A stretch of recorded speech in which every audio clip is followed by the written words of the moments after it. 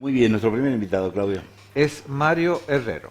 Mario Herrero, diputado provincial del bloque del PJ, fue jefe de gabinete de la Municipalidad de la Ciudad de San Juan, concejal, presidente del Consejo Deliberante y secretario legislativo de la Cámara de Diputados. Buen día, Mario. Buenos días. Un gusto recibirte. Bienvenido, diputado. Un placer estar aquí y un pequeño apunte. ¿Cómo no? Sí. El bloque que integramos, el bloque San Juan Vuelve, que así se llamaba la subagrupación por la Claro, cual claro. Bien. conseguimos esta representación en la Cámara de Diputados. Pero sigue siendo el PJ, ¿o no? La pertenencia política sí. Sí, claro. Bien. ¿Cómo están las cosas? Hagamos un breve análisis de lo general a lo particular. Empecemos por la nación, ¿cómo lo ves? Bueno, sin duda, el país está en una situación complicada y más compleja aún por la orientación de las decisiones políticas de la gestión actual.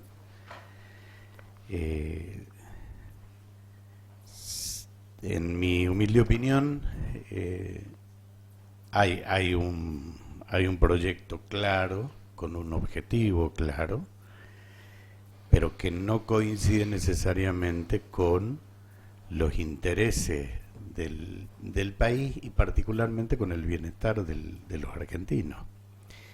El objetivo, que es un objetivo virtuoso, bueno, de terminar con el déficit, es quizás una herramienta, no un fin. Y lamentablemente se lo propone como si fuera la panacea de la solución de todos los problemas del país, que entiendo que es algo bastante más complejo. Los problemas que aquejan a la Argentina como tal y a la economía argentina, que tiene particularidades que la hacen distinta de cualquier, en general de cualquier país, pero muy particularmente de los países de la región. Por lo tanto, creo que es un panorama complejo en donde lamentablemente se está retroalimentando un sistema recesivo que, en mi opinión, tiene un final duro, lamentable y a corto plazo. ¡Qué miedo! Bueno, en términos democráticos, ¿qué significa? Si ajustamos Sí. el gasto público, hablemos del gasto público, porque la función del Estado es satisfacer los servicios esenciales que el Estado debe realizar. Bien. Y promover todo aquello que conduzca al bienestar de la población. Bueno, ese es el sentido de lo que se llamó el estado de bienestar. Claro. De Copenhague. En realidad, claro, en realidad el estado de bienestar es un poquito más amplio. Sí. Y apuntó a una época que se dio con posterioridad a la Segunda Guerra Mundial, a nivel mundial, y fue todo un impulso que generó, bueno, un crecimiento de la Europa destruida y de la América, particularmente de la que había estado involucrada y afectada por el conflicto bélico, y que justamente, bueno, propendió a esto, al crecimiento armónico, además de la comunidad. En Estados Unidos, particularmente, se dio un fenomenal ascenso en la pirámide, ascenso social y económico. Y en Europa, con la reconstrucción, siempre sucede cuando hay un estado de destrucción y hay que reconstruir. Bueno, se notó mucho, Todo va mejor pero día, en claro. general, como esto es un proceso virtuoso, se dio en muchos países del mundo, y particularmente nosotros en Argentina, que fuimos castigados por la neutralidad en la guerra y no fuimos beneficiarios. El último país que le declaró la guerra a Alemania. Es verdad. Y y bueno, a pesar de que fuimos castigados, sin embargo, pudimos tener un proceso de crecimiento industrial que ya venía de antes, porque el conflicto bélico determinó que tuviéramos que empezar a sustituir importaciones hasta llegar incluso a las de la industria pesada ya al final de la década del 40. Este es el estado. Pero bueno, volviendo al presente, que es el que nos debe ocupar, es peligroso con la excusa de reducir gastos para obtener un déficit fiscal, como si ese fuese el objetivo de un gobierno, que además debemos ser claros, hay gobiernos o gestiones de Estado que se admiran, se declama admiración hacia eso, que permanecen con déficit en las cuentas públicas durante años. Sí. Lo que demuestra que en realidad el problema no es el déficit público, pero que no es bueno el déficit, no lo estoy defendiendo. Simplemente estoy diciendo que ese no debe ser el objetivo principal. Bien. Pero volviendo al tema, cortar, reducir gastos,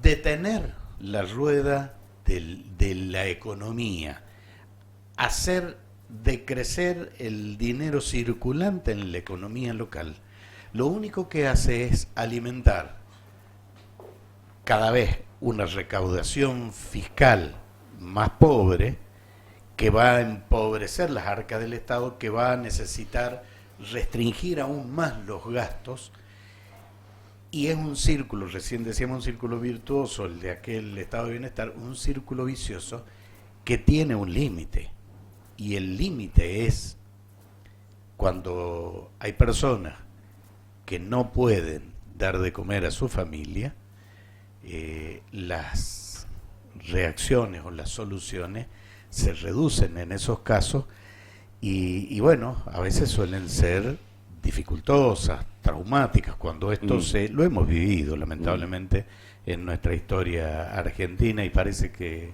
lamentablemente no aprendemos y volvemos a comprar el mismo boleto de la calecita que da vuelta en el mismo sentido que dio antes y que sabemos dónde termina. ¿Y vos ves una salida traumática a esta cuestión? Yo soy bastante pesimista respecto de los logros de la gestión en cuanto a defender los intereses nacionales y a promover el bienestar de la población. Bien. Por lo tanto, no creo que haya mucho margen de éxito, digo, defender los intereses nacionales. En las noticias de hoy se lee y leo sorprendido y reconozco que molesto que el ministro de Defensa va a solicitar la incorporación de Argentina a la OTAN. Nosotros tenemos problemas porque hay más de la mitad de la población que está por debajo de la línea de pobreza. Hay un porcentaje importante de argentinos que no pueden llevar un plato de comida todos los días a su mesa, y nosotros estamos pensando en comprarnos conflictos geoestratégicos que están en el otro lado del mundo. Parece una cosa de loco. Bueno, yo veo que estas cosas están transitando por carriles que no conducen a ninguna solución y sí a muchos problemas. ¿Y en el plano local? Bueno, en la provincia de San Juan no es una novedad, es una provincia altamente dependiente con variaciones del el presupuesto nacional. Yo creo que la situación de la provincia es compleja, como lo es la situación nacional. La gestión actual entiendo que tiene muy buenas intenciones. Hay que procurar, es una tarea difícil, hay que procurar cuidar los intereses de San Juan y de los sanjuaninos, pero sin caer en el error, que también lo hemos vivido, de enemistarse o cortar los diálogos con la gestión nacional, porque no nos conduce más que a agravar el problema. Hay que defender los intereses de San Juan, hay que defender los intereses que hacen al desarrollo de la provincia de San Juan. Tenemos desde hace años expectativas en la diversificación de la matriz económica productiva de la provincia. Hay que seguir trabajando en ello, y creo que esto debe ser el lineamiento, y no las alineaciones políticas, sino estos deben ser los lineamientos que deben conducir el comportamiento de los actores políticos de la provincia de San Juan con relación a la marcha del gobierno nacional y a las decisiones del gobierno nacional. Mario, se da una particularidad en la Cámara de Diputados, que es que el oficialismo tiene minoría, cosa que no pasaba, no sé si hay antecedentes, incluso en la historia provincial. ¿Cómo es esa relación y qué papel está jugando lo que es hoy la oposición al gobierno provincial? Tengo entendido que se ha dado en otras circunstancias. De hecho, en el año 1973, cuando triunfa en las elecciones provinciales en segunda vuelta, porque fue una particularidad que el estatuto de la Revolución Argentina y tantas frases grandilocuentes con las que se autoungían los usurpadores del poder popular, determinaron que tenía que haber segunda vuelta. En la segunda vuelta triunfó la fórmula Eloy Camo Ruiz Aguilar. Aguilar, que murió Francisco siendo Aguilar, sí. ¿Presidencia de la NUCE? Claro, en la elección en la presidencia de la NUCE, y acompañando el proceso que se inicia con la elección del 11 de marzo del 73, en donde gana la fórmula Cámpora Solanolí. Cámpora Solanolí, bien. Y en la provincia, don Eloy Camo no obtiene mayoría parlamentaria en aquella integración de 30, recordemos que la Constitución del 27 preveía una legislatura provincial de 30 miembros, porque había 30 circunscripciones uninominales, así se elegía. Pero muy complejo don Eloy Camo, que de política sabía mucho y llevaba unos cuantos años, solucionó políticamente el tema. Yo en su momento, en diciembre, cuando se planteó el tema de las designaciones para el Instituto Provincial de Exploraciones y Explotaciones Mineras y algunos otros organismos, Tribunal de Cuentas, que en realidad la ley y la Constitución prevén, particularmente en el caso del IPEM, la ley, un sistema equilibrado, contrapesado, de mayorías y minorías, claro, en la Cámara. Pero para el legislador, cuando esto se previó, no se pensó una realidad como la que tenemos, a la que apunta Claudio, que el oficialismo no es mayoría en la Cámara. Bueno, y yo justamente sostenía, esto se debe arreglar con política. Claro. Aquí es donde debe estar la política. Y la política con mayúscula, como suele decir José Luis Gil, no con politiquería. Debieron transcurrir varios meses y algunos tropezones para que se encontrase una solución política para este tema. Los 36 legisladores que estamos sentados allí ejerciendo una representación que nos ha dado el pueblo de la provincia, debemos estar por encima del juego de mayorías y de minorías, y somos corresponsables de esto que decía, defender los intereses de la provincia y los intereses de cada uno de los sanjuaninos. En realidad, de esto se trata y de esto se debe tratar la política.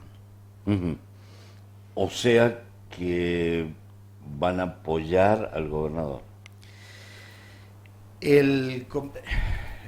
Hablo por los integrantes del bloque San Juan Vuelve.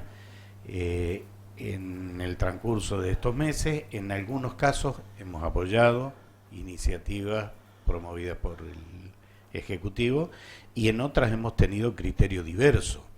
En realidad nosotros somos portadores de un mandato que representaba un proyecto, una propuesta, y si bien es cierto no obtuvo la preferencia de la ciudadanía, pero seguimos pensando que hay propuestas cuyo camino es el que nosotros preveíamos y quizás no otras. En su momento, si bien es cierto que el Fondo de Emergencia Municipal y el FODERE son fondos cuya distribución prevista por la ley le corresponde al Poder Ejecutivo y tienen unos fines específicos. Pero bueno, nosotros teníamos una postura en particular que era reforzar la seguridad, que ante este escenario nacional que analizábamos, con medidas, sobre todo las que dejaba avisorar aquel decreto el DNU 70 del 2023, los intendentes necesitaban tener una herramienta y nosotros acompañamos el proyecto que el oficialismo votó en contra y que tuvo una malograda o tuvo una vida frustrada, porque en realidad esa ley fue vetada y nació con vicios. Pero entendemos que hay situaciones que merecen que las acompañemos en general todos, y habrá situaciones en donde levantaremos la voz para marcar posturas diferentes, disidentes, porque así entendemos que se defiende mejor. Quiero pensar que para enriquecer. Por supuesto, de esto se trata.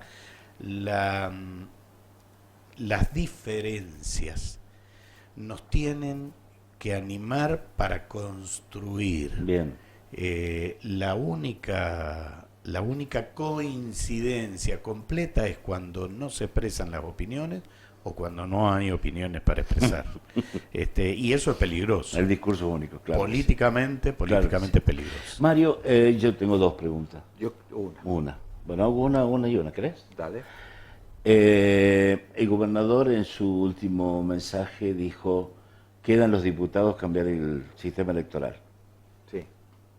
¿Qué vamos a hacer? Le tiró la pelota a la Cámara de Diputados, digamos. Y está bien, porque en el 2021 fue un pelotazo en la cara de la Cámara de Diputados lo que se hizo. Por lo menos el señor gobernador ha dicho, esto hay que reverlo y hay que cambiarlo. Sí, mucho más democrático. Y es el ámbito, no el único, no solamente de los 36 diputados, porque hay actores a los que consultar fundamentalmente, que son las fuerzas políticas, y debemos construir entre todos un sistema electoral distinto, el mejor al que podamos acceder desde la visión diversa esta de la que hablábamos. No puede recién. ser reflejo del gobierno de turno, Mario, como ha venido pasando, es mi humilde opinión. Digo, en realidad, sistema electoral. En realidad las leyes que están destinadas a perdurar en el tiempo, al menos un tiempo suficiente como para encuadrar la realidad y serle útil a esa realidad que se pretende legislar, las leyes se hacen para que duren. Legislar espasmódicamente es quizás lo peor que le puede pasar a un parlamento. Y tenemos muchos ejemplos de esto.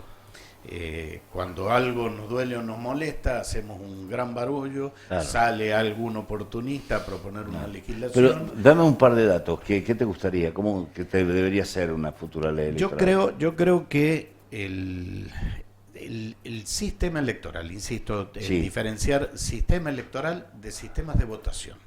Porque por ahí confundimos una cosa con otra. Sí. Los sistemas electorales, yo creo que hay un punto de no retorno, que es el volver a radicar la decisión respecto de la selección de candidatura al cuartito aquí de atrás, donde entran 3 o 4 personas y deciden las integraciones de las listas.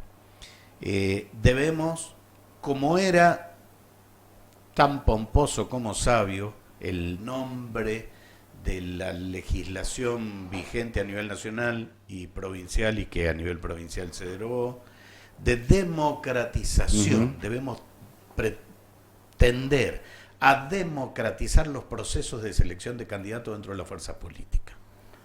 Bien. No podemos permitirnos más, si es que, sobre todo quienes creemos que la política con mayúscula, es la mejor herramienta para transformar la realidad en beneficio de los intereses de la población. Entonces, los partidos políticos no pueden tomar decisiones a escondidas y a espaldas de la ciudadanía. Bien. No solamente de sus afiliados, sino de la ciudadanía. Bien. Por lo tanto, tiene que ser algún tipo de sistema abierto, en la forma en que creamos conveniente, pero mientras más abierto y participativo sea, mejor, porque la selección de los candidatos que se van a proponer a la ciudadanía va a reflejar justamente un criterio amplio y no un acuerdo de cúpula detrás de una pared. Bien. Eso en primer lugar. En segundo lugar, tiene que ser un sistema que garantice la equidad en la participación de las fuerzas políticas y sobre todo que garantice la representación de las expresiones minoritarias. Yo suelo decir que, hablando de aquellas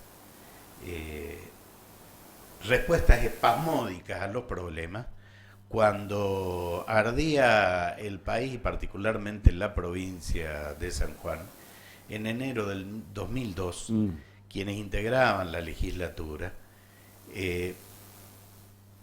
entendiendo, yo no soy juez, pero evalúo como negativo, entendiendo satisfacer de esa manera un reclamo popular que iba mucho más allá, elevaron la base de representación para la integración de la Cámara de Diputados, que era de 20.000 según la Constitución y permitía la ley, la elevaron a 40.000, al doble. Por lo tanto, se redujeron 11 la cantidad de diputados con su consecuente secretario y asesor. Quienes conocen de administración pública, en aquella época en donde el caballito de batalla, el gasto público, el presupuesto de la Cámara de Diputados, dice la Constitución, debe ser por lo menos del 1% del presupuesto de la provincia, 1,5%, a lo sumo ha llegado en algunas épocas. 11 diputados, el mayor presupuesto de la Cámara es operativo, es decir, de funcionamiento. 11 diputados y su correspondiente secretario de sesión no significaban nada en el presupuesto de la provincia. Pero sí, a partir de esa ley, a partir del 2003, la provincia de San Juan perdió representación de los espacios políticos minoritarios. Y fíjense ustedes, no hubo más representaciones de otros partidos, por ejemplo, Partido Socialista, de partidos provinciales como la Cruzada Renovadora, incluso individualmente tampoco lo hubo del radicalismo. El radicalismo en el 2003 entró con el Frente Provincia Unida, con 2 diputados, y después dentro de otro frente. Se pierde la calidad de la representación. En la variedad es donde está la riqueza. Cuando cortamos eso lo perdemos. Bueno, yo creo que un sistema tiene que prever también mejorar la calidad de la representación. Tiene razón. Bueno, estamos ya muy cortos de tiempo. Vos tenías una pregunta para hacer. Sí. Integración de las comisiones. ¿Va a tener representación la oposición? El oficialismo supongo que quiere tener la mayor parte. Las presidencias de las comisiones, que es Sí, el propio reglamento de la Cámara establece que debe ser reflejando la proporcionalidad de la representación. ¿Está esa discusión? ¿Qué es lo que estás viendo? Sí, se está trabajando, se ha estado trabajando esta semana, hay un borrador en el que hay que ajustar algunos detalles. Pero van a tener, la oposición va a tener presidencias. Bueno, primero hay que terminar de resolver la integración. Las presidencias se resuelven en la constitución de la comisión. Una vez que en la primera reunión se decide. Cuando ya está y insisto, esto lo debe resolver la política. Bien. La última pregunta, por lo menos de mi parte. ¿Quién tiene que presidir el PJ? ¿Hay que cambiar ya? ¿Hay que llamar a elecciones ya? ¿Hay que esperar un poco? ¿El flaco Gioja, Uñac? Fabián, en realidad, las mujeres han pedido espacio. Carlito Munizaga. Los nombres propios son los que menos importan. Sin duda el Partido Justicialista debe renovarse. La opinión de la ciudadanía ha sido categórica, no solo en el 2023, desde hace años que viene manifestándose una pérdida de la consideración de la ciudadanía respecto de las propuestas que el PJ individualmente o enfrente habitualmente presentaba a la ciudadanía, no solo propuestas programáticas, sino de personas. Pero hay que cambiar.